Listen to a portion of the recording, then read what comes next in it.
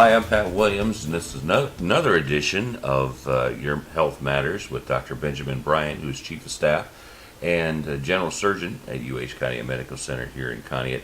And Dr. Bryant, got to ask you, how was Christmas? Oh, it was great. It was great. It was rather quiet. Did the kids come in? Actually, they're in now. The way everybody's schedule worked out, so I'm going to be heading for Cleveland later today. Isn't it amazing how things into the change? chaos? Yeah, they do change. The things change. They do And indeed. I noticed we have some guests here with you today. Yes. Traditionally at this time of the year, we sort of review what has happened at our hospital over the past year, because things are changing quickly, and Conneaut is growing, and what's happening here is growing. And so we have Denise DiDonato in here with us today, and Ashley Fertig. Ashley will actually be with us again next week to discuss what's going on with our emergency room and urgent care. But they are going to give the overview of what's happened and kind of let us know what's going to be happening in the coming year. It's exciting. Very good. You know, you and I have talked over the years, and you and I have been doing this for a long time. Long time. How many changes have happened for the positive here at It's amazing. Just in the time I've been here, it really is amazing. It really is. Denise will refer to you. Yeah. Well, and I want to keep talking a little bit about these positive changes. I'm going to start with some things that have happened most recently within the last month, and they're really administrative changes, and they're things people aren't really going to see on the outside, but they're going to have a tremendous impact on quality, patient satisfaction here at the hospital. One of the things is Karen McNeil, who was the previous CNO here for Geneva and Conneaut, has been named the Chief Operating Officer, and that was effective about a month ago. And CNO means Chief Nursing Officer. Correct. Yes, right. Thank you. Uh-huh. And then Dr. Abby, which many of you know, she's been on the show several times as well, was appointed the Chief Medical Officer last week and is effective January 1st. For those of you who have Dr. Abby as your internal medicine doctor, do not be alarmed. She is still going to have her regular clinic hours. She will still be seeing patients. So there's no concern about that whatsoever. And then Ashley Fertig, which Dr. Bryan mentioned earlier, was named this week as our Chief Nursing Officer. What's important about that is you really need 3 people in those positions that have the same vision to move the hospital forward. So that's really critical, and those Karen, Dr. Abby, and Ashley will work very well together to keep moving in the direction of making sure that we're doing what's right for the patients, patient safety, quality of care. Recruiting new physicians is so important, and I know it's really important to this community. So that's something that we're going to keep working towards. Now, Denise, I haven't heard the latest on this, but it's my understanding that we have a pulmonary critical care doctor starting with us. We do. A little bit down the road yet. He should be coming in the early fall is what we're projecting. Early fall. Okay. Dr. Maroon Mata is his name. And yeah, pulmonary critical care. He will be working out of here, and I believe possibly Geauga a little bit. Okay. But he will primarily be in this area. We have not had a doctor completely dedicated to pulmonary care here in Conneaut for quite some time. So that will be a great asset. This is going to have a huge impact on our intensive care unit. Yes. We're going to be able to handle things that we, quite frankly, previously could not handle. And that means that while we maintain our seamless relationship with Geauga Medical Center and also Case and Ahuja for people who need that level of care, and our Conneaut community is going to have free, unobstructed access to that level. But it also means that with the addition of this doctor coming in, there are people who would have been transferred otherwise who are going to be able to stay at our hospital. And that is a big, big deal for our town. Right. That's a big improvement for our town. So I talked a little bit about quality and how we want to move quality forward, but I don't want to not recognize the quality awards that Conneaut received this year. One of the things is the Premier Quest Award for High Value Healthcare. We were a finalist the 4th year in a row here at Conneaut. Now, Denise, how many finalists in the country are there? Wow. I think it's 7. I believe you're right. I think believe there you're were right. 7. Now this is every hospital in the country, Mhm. in the United States, and there were 7 finalists, and this hospital Yes. was one of them. So you got to think about that. One of That's the amazing. one of the things that people don't really know is UH Conneaut and Geneva are consistently the highest in patient quality and patient satisfaction in the UH system. It's something that everybody else aspires to, and Ashley can attest to that. Absolutely. They've received many national awards for Press Ganey over the last several years too, consistently, for both hospitals. How is that judged? I was just curious. Well, Ashley, why don't you speak to that a little bit So more? Press Ganey is a third-party survey that gets sent to all of our inpatients after they were admitted and they get discharged home. They get a survey in the mail, Good. and then they fill it out, and it's based on a 1 to 5 rating. And then they send it back in, and the Press Ganey compares every hospital in the nation with each other for how their particular patients fill out these surveys. And the ratings that they give after they've had their stay. It looks at things such as, how did my nurse communicate with me? How did my physician communicate with me? Did you understand your discharge instructions when you went home? Did you understand your new medicines? That kind of stuff. It asks quite a bit of different questions, including how clean was the hospital when you were here. And then they take those and they compare them to each hospital nationally for how their patients ranked them. And Conneaut is consistently 90th percentile, which you're 1 to 100, so 90th percentile and higher is excellent. They are consistently at the 90th percentile for their patient satisfaction. Excellent. That's excellent. And they have been since 2010. They've been getting awards. So 5 years. Yeah. We even, I think I have this right, that we even have administrative staff from elsewhere in the UH system coming out here to find out how we do it. Yeah. Our little hospital, Yeah. and they're coming to us. Yeah, we're getting a lot of positive attention, which is great for the community. Some of the other awards that we received as well, a Joint Commission, which is huge. We are a Joint Commission top performer for key quality measures for 2015, and that's also 3 years in a row for that, as well as the Women's Choice Award, America's Best Hospital for Emergency Care for 2 years in a row. Yeah. And then the Centers for Medicare and Medicaid Services awarded us this year Hospital Compare 5-star rating. And Conneaut is the only hospital in Northeast Ohio that received that 5-star rating. The only, Whoa, yeah, from CMS? from CMS. Yeah. Holy smokes, So, I did not know that. yeah, That's we- a big deal, folks. Yeah, we're doing wonderful things here. The staff is just amazing. So those are a few of the highlights. Some other things that are ongoing that Ashley has spearheaded is the chest accreditation that we have through the emergency room. So chest pain accreditation we've had now for several years, 6 or 7 years. So what that entails really is that if you come in because you're having some kind of chest pain, we have protocols and processes in place to get you to where you need to be right away. For a heart attack, the biggest thing for that is getting you down to the cath lab so that they can open up that blocked vessel and get that oxygen going back to your heart again. Life-saving measures that these are. It's all about time.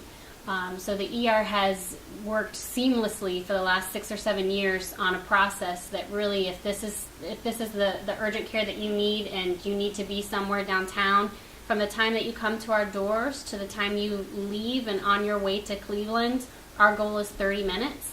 And we consistently do that about 20 minutes for patients.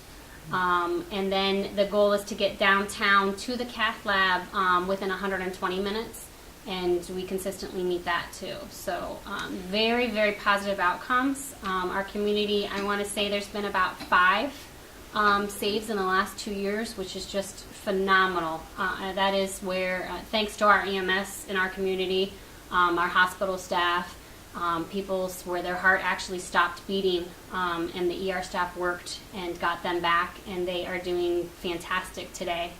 And I Because can of attest that. to that because I know two of those people Yeah. and good friends of mine, and living a very quality life. High quality life, yep, absolutely. Those times that Ashley mentioned, those are not arbitrary times. Those have to do with how much time you've got before you get permanent heart damage. And staying within those times is very important for clinical reasons, to make sure your heart's okay. And the fact that we're meeting or exceeding is you know, that should be a great comfort to our citizens, that, gosh, you know, if I really do start having a heart problem, I hit the door at UH Conneaut and bang, bang, bang, everything is going to happen the way it's supposed to happen. One of the other new things that we received this year as well, or just this month in the ER, is something also Ashley's ER team worked really hard on, is Rainbow Babies designation. So you want Yes. to touch on that just a little bit. Something we're extremely proud of. So what Rainbow's designation means is all of the protocols and policies and stuff that they do downtown at Rainbow's ED, we have all been educated and trained on to do the exact same thing here. So the same care that you would receive specialized downtown at Rainbow's, you can also receive right here in our community now, which is phenomenal. We've been working on this for about 18 months now. And we just received our accreditation for that this last month. And that entails lots of education for the staff. We continually look at charts when patients come in to make sure that we're following the right protocols. It gives us a great connection with downtown right away. So if something comes in that's a little unusual, we have the resources available to us right then and there. All the new state-of-the-art things that come out for patient care, they come right to us too, so we can start doing them right away, just like downtown does. Excellent. That's Now, great. you see, you might not see this. You folks out there, you might not see what's really going on here behind the scenes, but you can tell that what Ashley's talking about is a great deal of very hard work that has gone on in order to make this stuff happen. And, you know, you don't need to know about that. You just need to know that it did happen, and that you can understand the advantage to a small community like ours to have the relationship that we do with a massive top-tier organization like university hospitals. Because otherwise, we simply wouldn't have access to that Right. kind of Right. thing, and our community wouldn't have that sort of benefit. So when you think about UH Conneaut, I really don't think it's accurate to think of just an isolated small community hospital.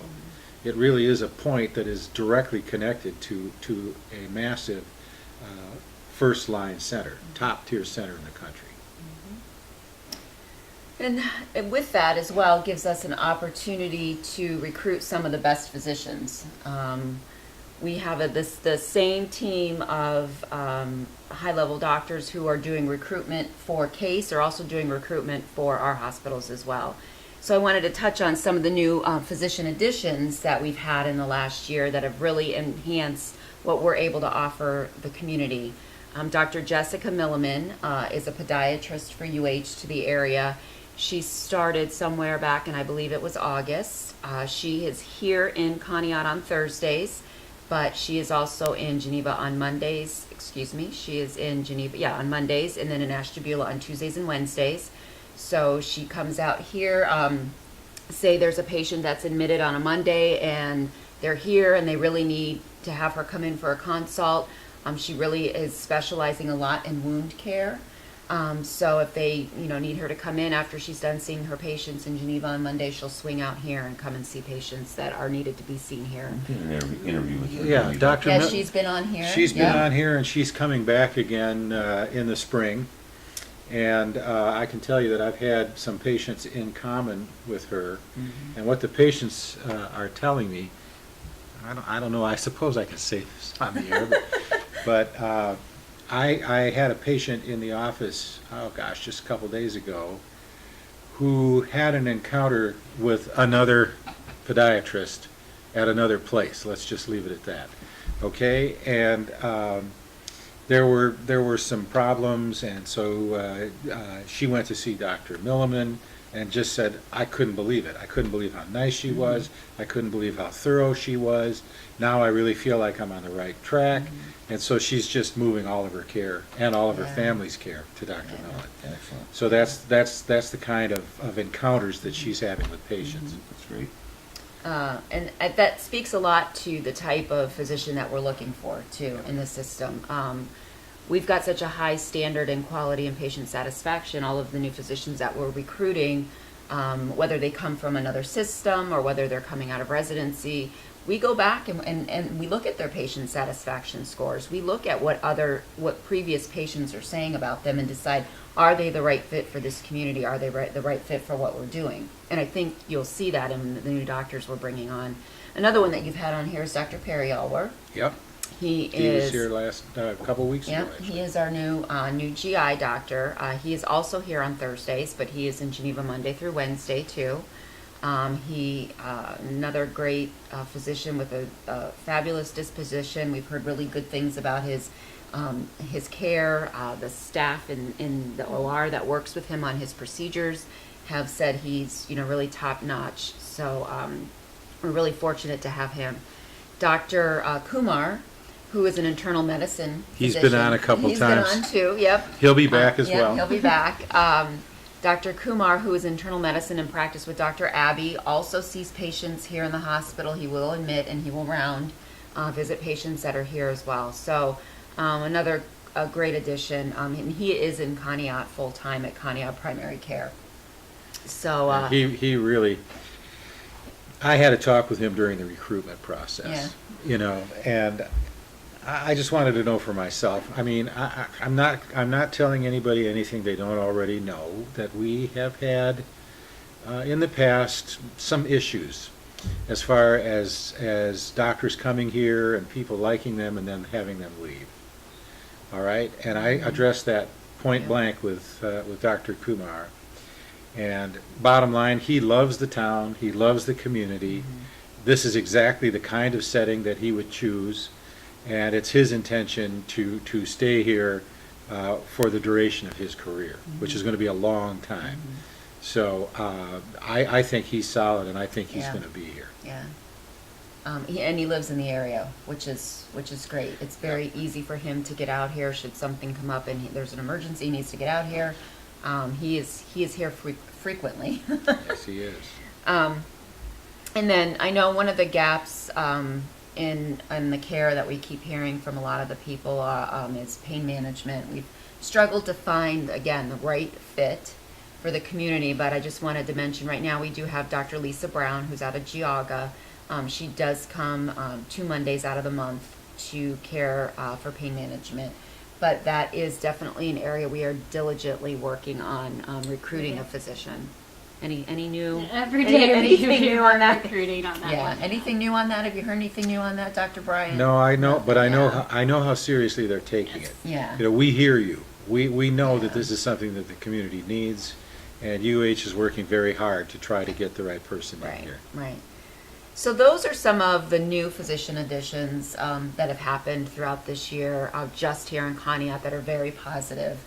Of course, we still have a real strong foundation with Dr. Seeds doing our orthopedic surgery, Dr. Bryant as well, continuing with his general surgery, and then Dr. Osmond and Dr. Bonatti for cardiac care. So we are continuing to work to bring, every discipline you may need. We're working to fill those gaps here in the community. Denise, that was one of the questions I wanted to ask you. And I've had people out in the town ask me, is Dr. Osmond still affiliated then? I mean, He does not come here as frequently as he did before Right. because we have Dr. Bonatti.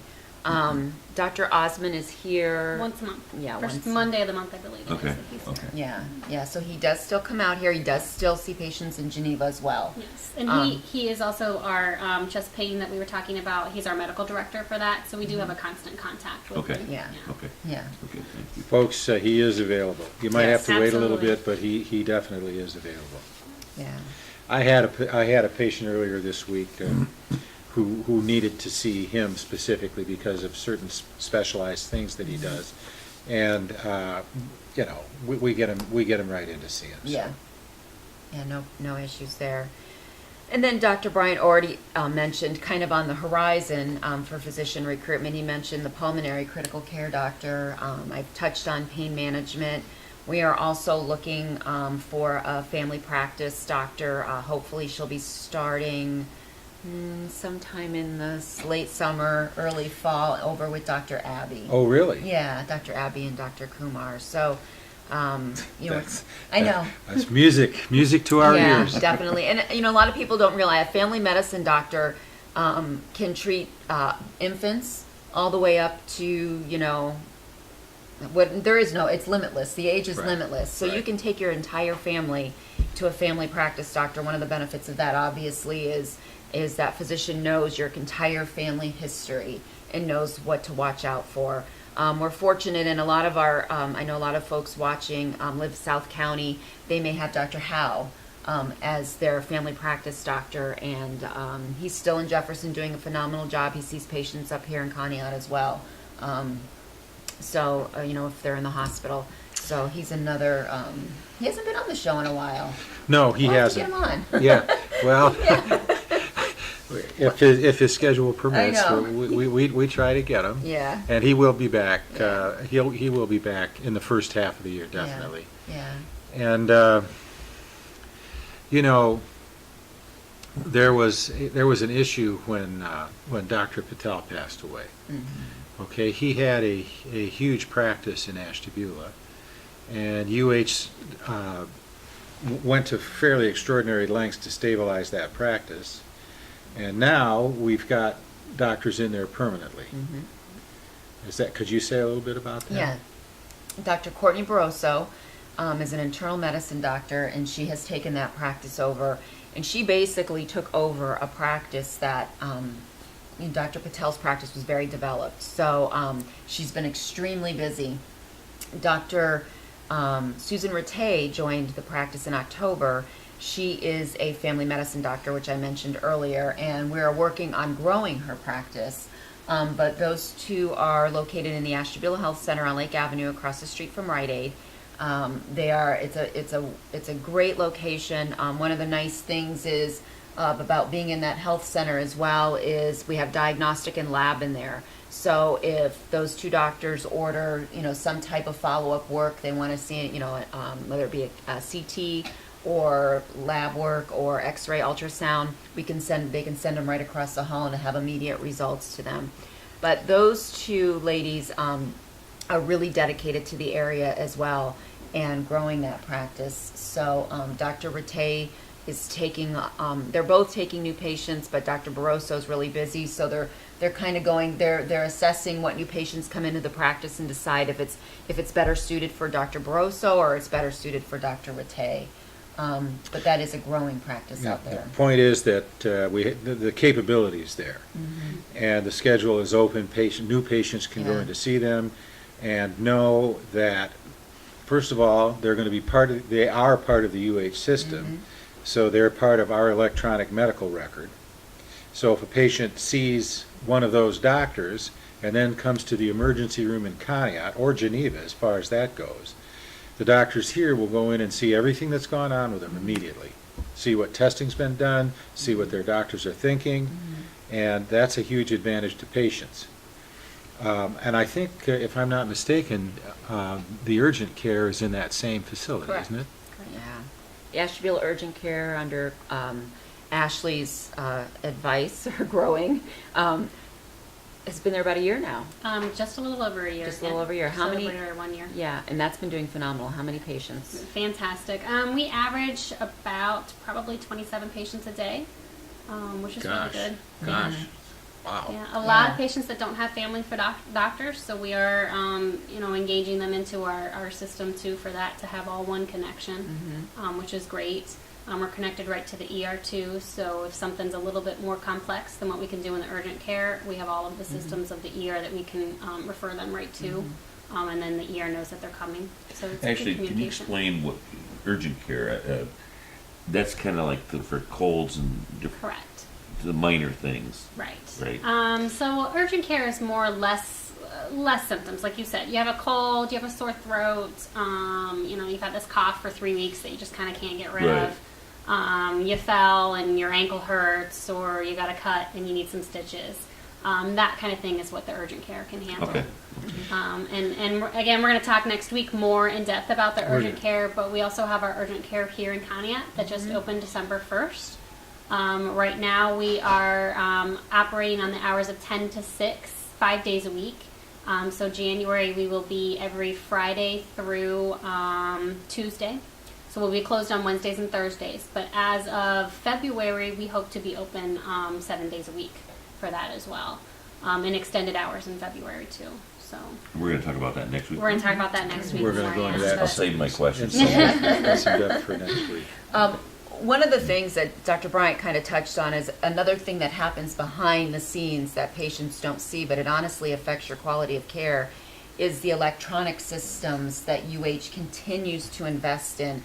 And when we talk about how if you stay within the UH system, and maybe your regular doctors with UH or primary care, and then you go to one of our emergency rooms or one of our urgent cares or one of our specialists, everyone is totally connected. All of the physicians are totally connected behind the scenes, so it's very easy to see what type of care you're getting, and it helps for a more efficient process. It helps for doctors to identify something because they're able to view your history. And I think we underestimate how important that is. Oh, it's huge. But if you go for lab work or an X-ray, literally within hours, your physician can go into your medical record and see the results of that. So if you're waiting to hear something that's really critical, and maybe you've gone in for a mammogram, or you have a scare about cancer or something, your doctor has very, very quick access to see those and get a hold of you, so you can start whatever kind of course of care you need immediately. Yes, that's very, very important. You can't emphasize how important that is. I remember when you first came here, that was not into play. It was No. not. I don't it even was think not. we had an MRI then. We did not. And so all that has happened in the last 7 or 8 years. Didn't have an amazing. MRI. Yeah. That's amazing. Now we do. Yeah. And that electronic medical record, I'm sure patients have had the experience of going to the doctor and saying, well, I had this test a few years ago, or I had this done, and the doctor does not have the records, doesn't know what happened, doesn't know what was found, doesn't know what recommendations were given. And think about going in and seeing a doctor, having some kind of a history, and the doctor saying, well, I don't have those records, so we'll try to get them, all right, versus going in and the doctor says, yes, I have that record, I know, you had a colonoscopy 5 years ago, this is exactly what they found, this is what this means, boom. I mean, look at the difference. That's a big deal. Another way that shows is people will come in and the doctor will say, well, we need to do this test, we need to get a CT scan. And come to find out that the patient had a CT scan a month ago at a different place, and the doctor didn't know, and those results were not available to him or her, all right? And so the patient gets another CT scan that they really don't need. Well, with the electronic medical record, oh, yeah, okay, yeah, CT scan is important, but I see you just had one last month, and this is exactly what it showed, and so that helps not only steer the direction of the care, but it prevents you getting a lot of unnecessary testing, which is not good for you, very expensive, and it's great if you can avoid that. So it really cleans everything up. So, Doc, if a patient has been to another hospital or another doctor, you actually still have access to those records? It's hit and miss. Okay. It's hit and miss. Okay. If it's fairly near to us, most of the time we can get them. There may be a delay. We may hear, well, we don't really have that anymore, it's on microfilm. Well, can you see if you can find it on microfilm? Well, yeah, we looked, we can't really find it.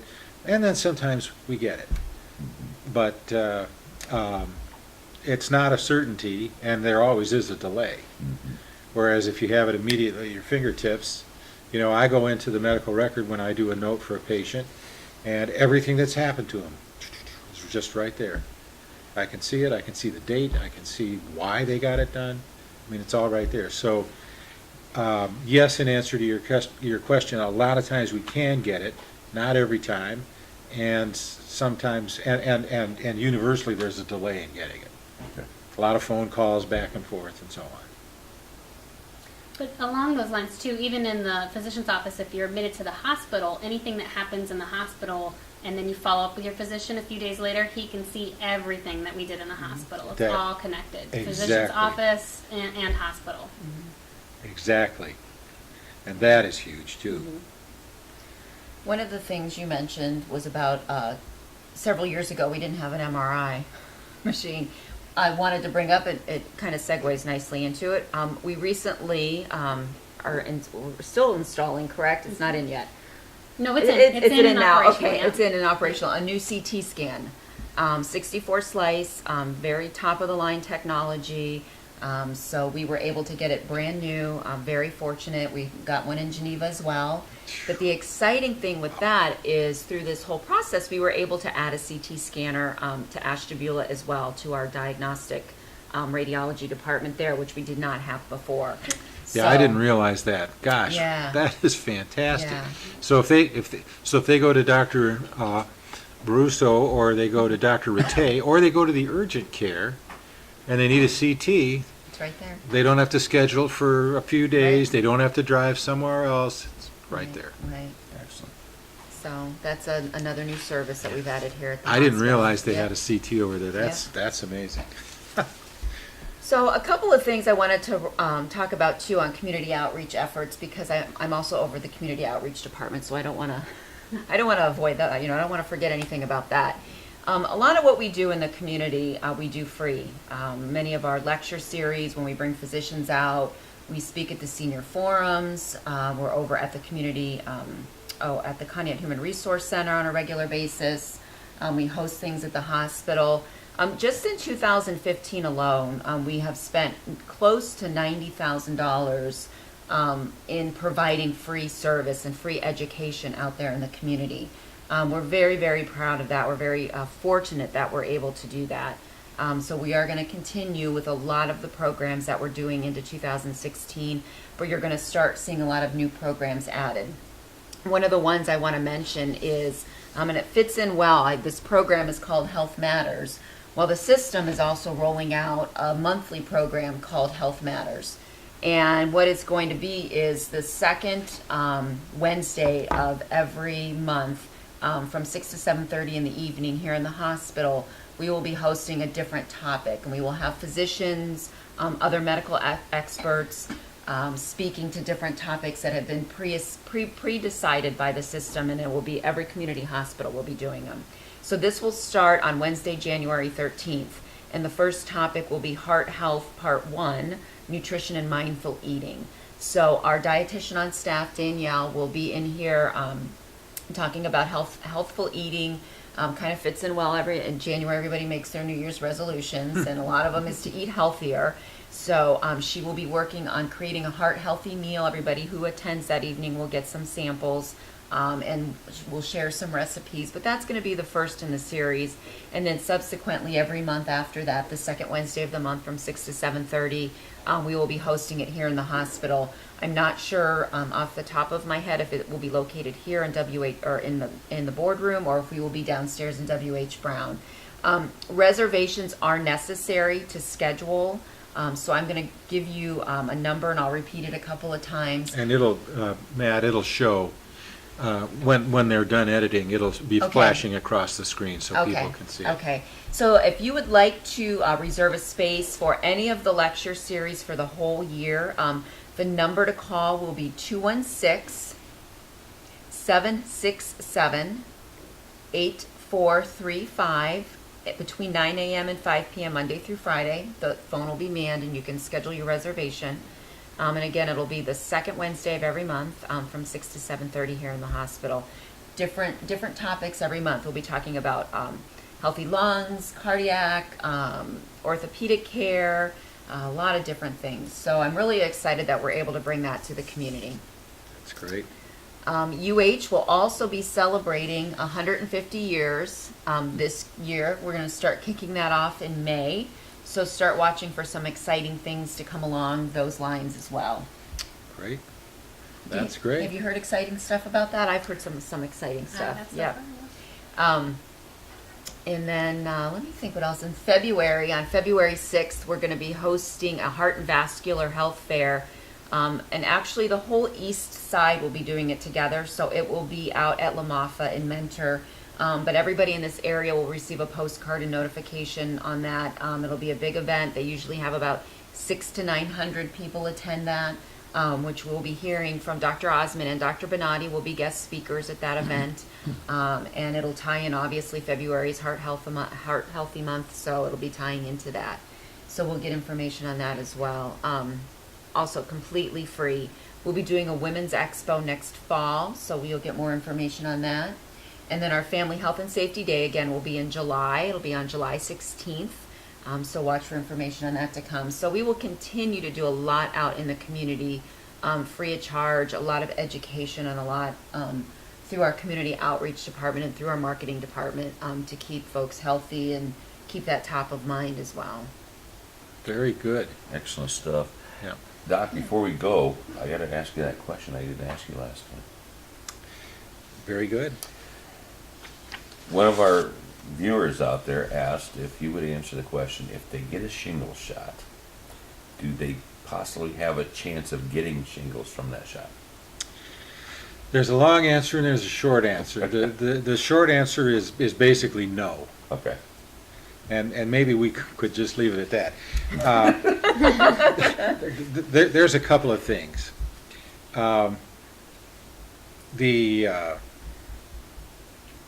The Zostavax, okay, which is the shingles shot, okay?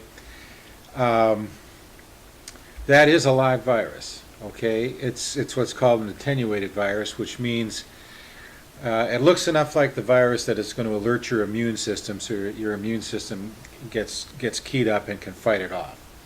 But it's not able to really cause an infection. There are a few isolated instances where, for example, the chickenpox vaccine can cause a mild case of chickenpox. I'm not aware. I looked this up. I went to the CDC and so on, and I did not see them mention one single case of getting chickenpox from the Zostavax. Okay. Now, as far as the shingles, no, you don't. If you get the shingles vaccine, that is not going to cause shingles. Now, it is still possible to get shingles, even if you've had the vaccine.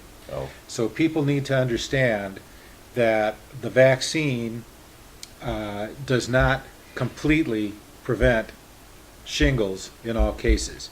If you have the vaccine, you can still get it. So then the question is, well, gosh, why would I go through and spend the money and do that and get that vaccine if it's not going to protect me? Well, a couple of things. It is going to protect you in over 50% of the cases. I mean, it's effective at over 50%. So that means, you know, all of the people who get it, half who would have gotten shingles won't get shingles. Okay, so that's one thing. I think even more importantly than that, if you ever talk to somebody who's had shingles, they'll tell you what a miserable experience it is. It is no joke, okay?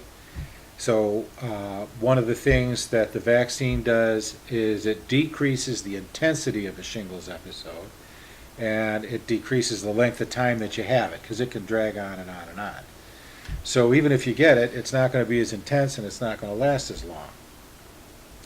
There is a particularly nasty little thing that can happen when people get shingles, and that it's got a fancy name. It's called post-herpetic neuralgia. What it means is that the nerves that are involved in the shingles episode are a chronic source of pain. Most people, when they get shingles, it runs its course and they're done. But a certain number of people, they get shingles, it runs its course, and then they have pain in that nerve distribution that lasts and lasts and lasts. And it can be very severe pain.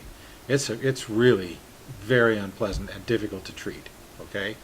And one of the things that the vaccine does is it really cuts down on the chance that you would get PHN, or that nerve problem. That alone is worth it. If you ever meet or talk to somebody who has that kind of nerve pain after shingles, you'll see how great an advantage it is to be able to avoid it.